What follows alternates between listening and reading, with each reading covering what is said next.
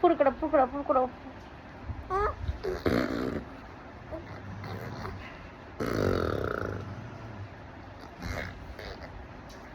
এই যে ফুর, তো সবাই বলে কুসংস্কার, কুসংস্কার যে এরকম বাচ্চা ফুর করলে বাচ্চা নাকি অসুস্থ হয়ে যায়, কিন্তু এরকম ফুর করলে বাচ্চা অসুস্থ হয় না। অ্যাকচুয়ালি বাচ্চাদের এটা একটা সহজাত প্রবৃত্তি, যেরকম বাচ্চা মুখে আঙুল দেয় সেরকমই। তো বাচ্চা যখন এটা করা শেখে তখন অ্যাপ্রক্সিমেটলি বাচ্চার বয়স 6 মাস প্লাস হয়। এবার 6 মাস প্লাসে গিয়ে কি হয়, বাচ্চার মায়ের ইমিউনিটি কমে যায় এবং বাচ্চার নিজের ইমিউনিটি ট্রিগার হয়।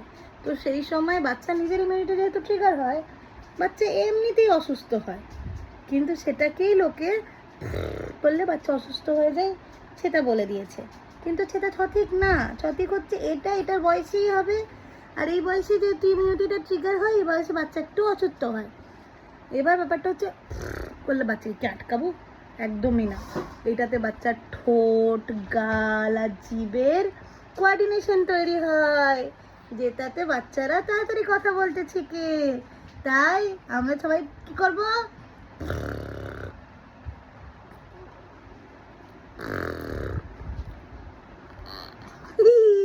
ফুর করবো, ফুর বলে দাও ফুর।